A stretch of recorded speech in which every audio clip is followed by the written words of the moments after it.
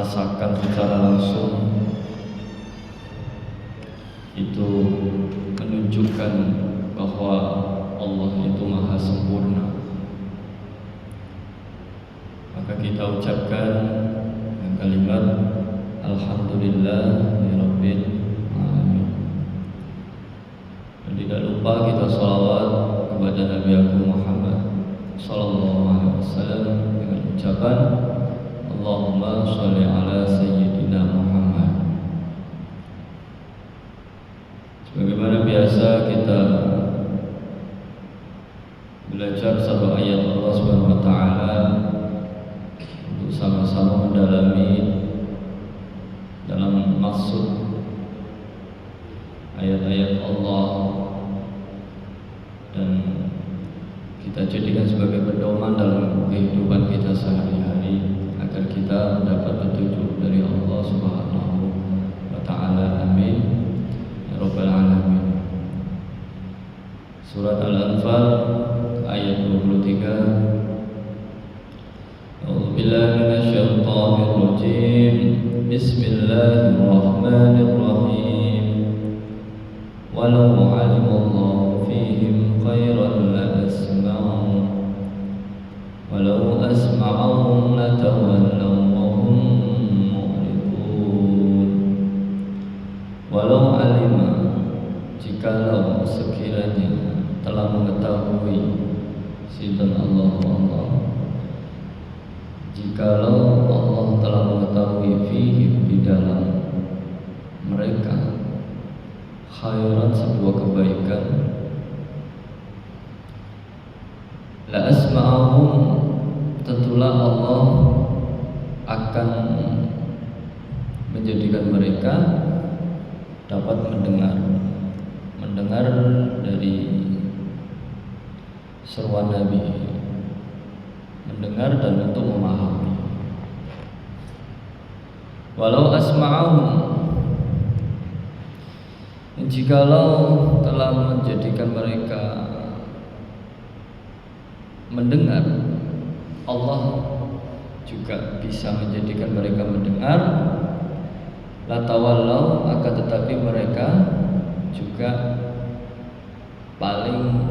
juga pasti berpaling. Wa hum muridun, adapun mereka telah memalingkan diri. Jikalau Allah telah memperdengarkan, menjadikan mereka bisa mendengar, mereka tetap pasti berpaling juga. Wa hum muridun, sedangkan mereka ini selalu memalingkan diri. Dalam ayat ini Allah menjelaskan bahwasanya orang-orang kafir pada zaman Nabi Muhammad itu, sekalipun Allah mengetahui kebaikan dalam dirinya, ya, mereka pasti akan mendapatkan untuk mendengar seruan Nabi dan memahami. Tetapi ketika diperdengarkan, artinya mereka dapat mendengar seruan Nabi, tetap saja latawallawahum, tetap saja berpaling, mendengar atau tidak mendengar, intinya wahum mu'ridun. Jadi bukan salah Allah, memang dianya, ya, memang orang kafirnya. Di dalam ayat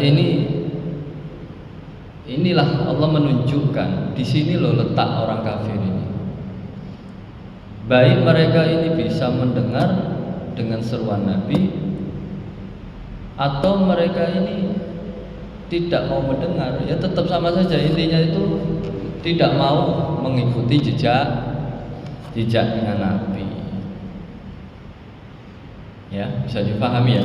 Walaupun mereka ini punya akal, ya, namanya masih hidup, punya akal, cuma akalnya salah.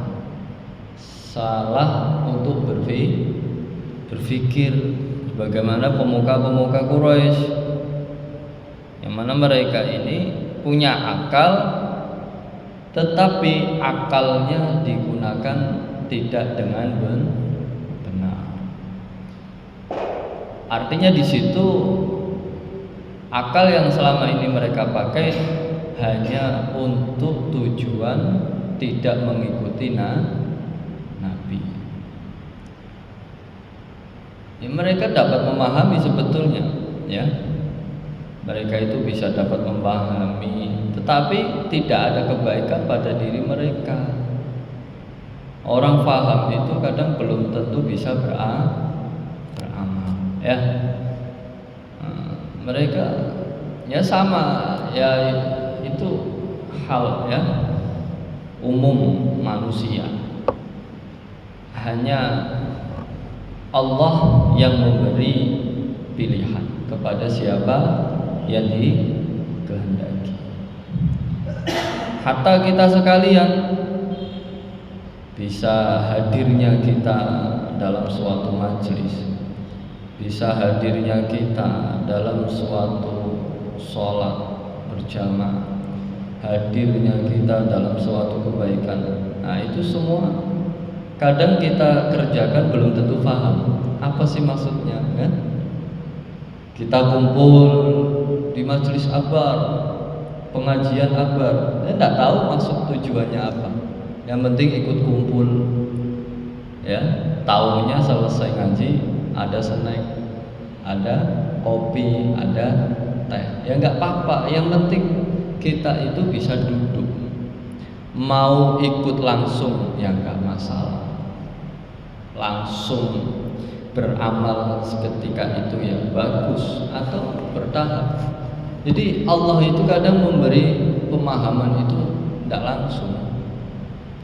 Ada kita sekarang mendapatkan pencerahan ya dari seorang atau dari orang tua ya di antara kita. Pada hari itu kita belum paham apa sih yang dikehendaki. Nah, tapi berlalunya waktu kita berpikir akhirnya pada waktunya tiba, 1 minggu kemudian kita baru paham. Oh begini jawabannya, kan? Sering terjadi dalam kehidupan kita. Oh ternyata Allah menjadikan saya begini itu. Oh ternyata memang suruh begini. Artinya pemahaman itu bertahap, tidak secara langsung. Tetapi orang kafir itu paham. Hari itu paham, di hadapan Nabi paham. Tapi yang salah pola pikirnya, kan repot, ya. Ibarat kita ikut ngaji begini, paham, tapi pola pikirnya setelah ngaji dia malah menyesatkan banyak orang. Karena merepotkan kan begitu. Ya karena itu la asma'ahum la tawallau wa hum muridun. Mendengarnya mereka itu, semakin dia mendengar seruan Nabi, semakin mereka berpaling. Ya. Bukan semakin dekat. Semakin memperhatikan dakwah Nabi, justru mereka semakin menantang Nabi. Selalu apa? Selalu ingin berlawanan.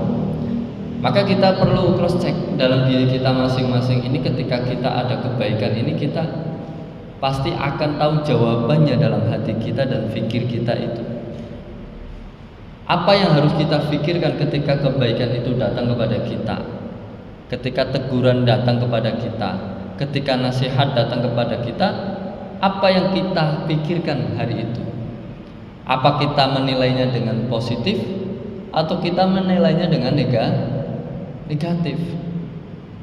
Nah, maka kita sebagai hamba Allah, harusnya kita ketika kita mendapat teguran baik dari manusia ataupun dari Allah Subhanahu wa taala, maka kita berpikir dengan positif.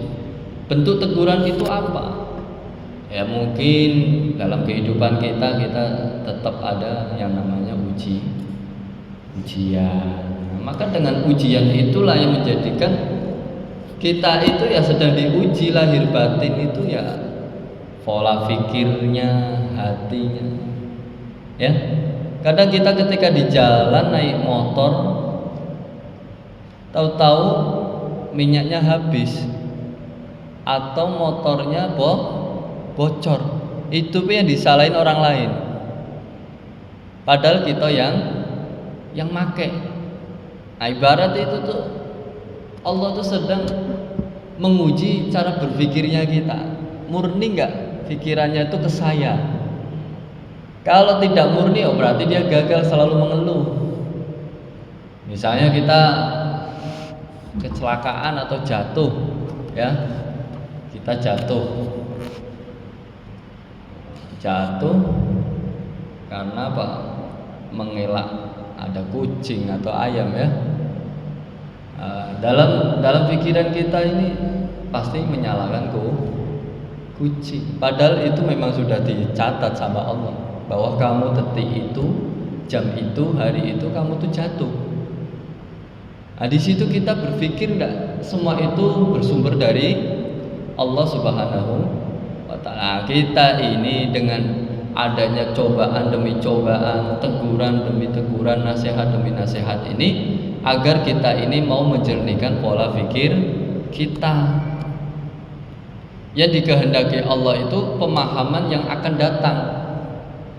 Tapi kalau orang kafir paham hari itu ya langsung menantang. Ya, langsung dia menyimpulkan. Menyimpulkan dan menyimpulkannya salah. Nah, ini bentuk ya sikap orang kafir kepada Nabi Muhammad SAW.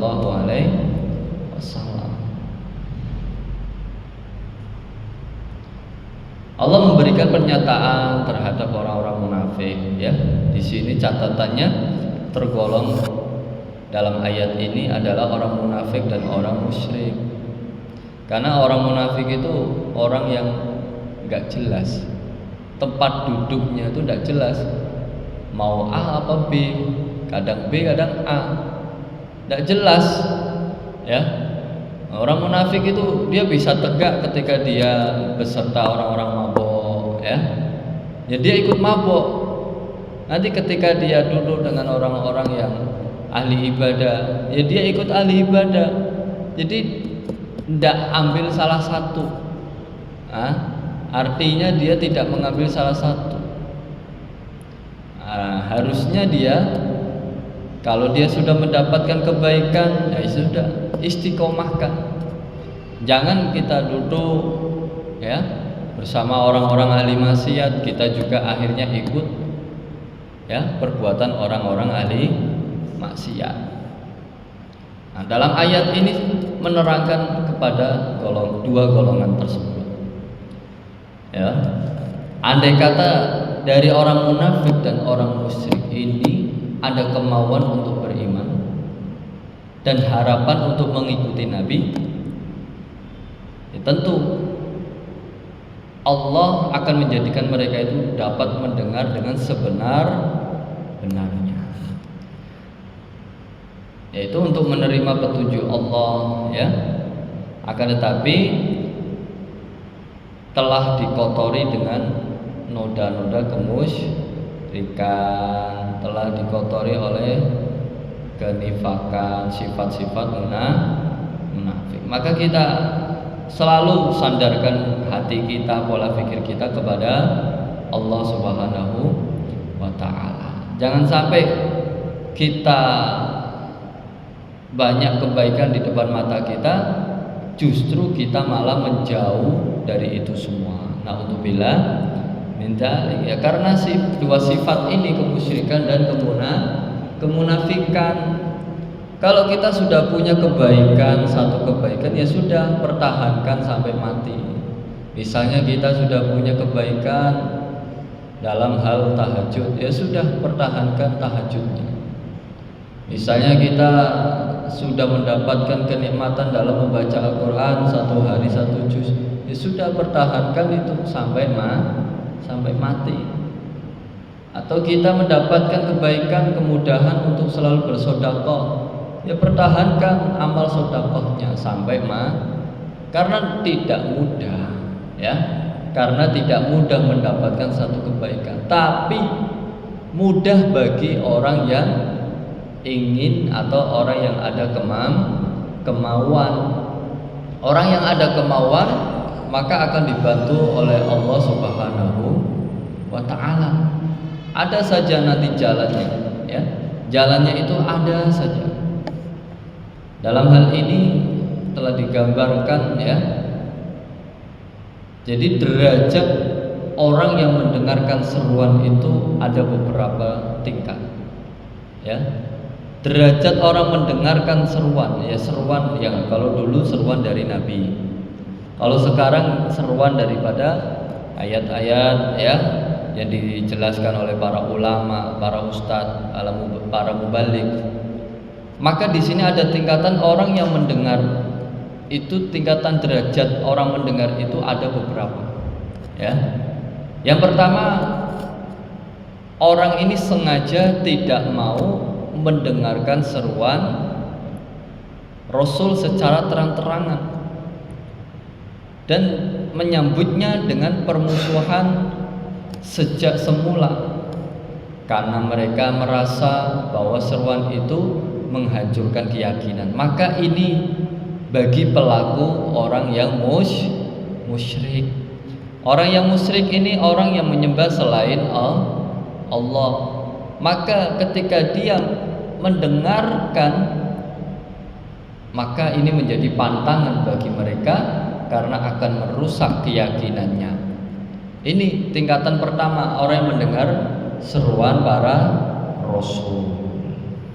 Ya, ini bagi orang musyrik. Dan tingkatan yang kedua, ada orang yang mendengarkan seruan Rasul akan tetapi tidak berniat untuk mengikuti seruannya, ya, tidak mau memahaminya, tidak mau memikirkannya apa yang diserukan, ya, oleh baginda Nabi. Seperti siapa mereka itu? Maka ini yang kedua, tingkatan yang kedua ini adalah bagi orang munafik. Siapapun yang disampaikan, siapapun yang menyampaikan, dia adalah bukan urusan saya kok. Nah, ini orang munafik. Ciri-cirinya ketika ada seruan, dijelaskan tentang ayat-ayat Allah, dijelaskan tentang hadis-hadisnya Nabi, tentang hukum-hukum, ya, tentang syariatnya.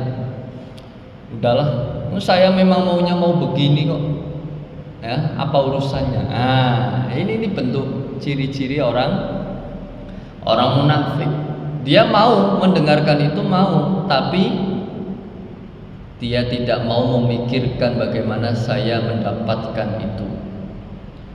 Harusnya kan kalau orang sudah beriman kepada Allah dan Nabi-Nya, ya sudah, dia wajib mengikutinya. Apa yang diserukan oleh Nabi, apa yang diserukan oleh para Rasul, maka dia wajib mengikutinya, ya.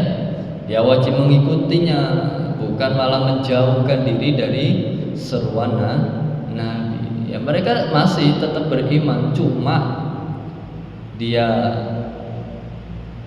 tersifati atau ternodai dengan sifat-sifat munafiknya. Dia orang Islam, dia orang meyakini Nabi, tapi ketika Nabi menyeru ayo berperang, tapi dia tidak,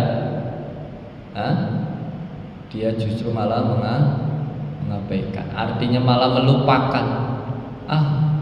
Bukan urusan saya perang-perang. Ada kebaikan, ayo bantu ini bantu itu.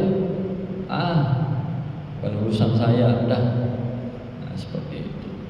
Nah, hati-hati. Ini tingkatan yang kedua.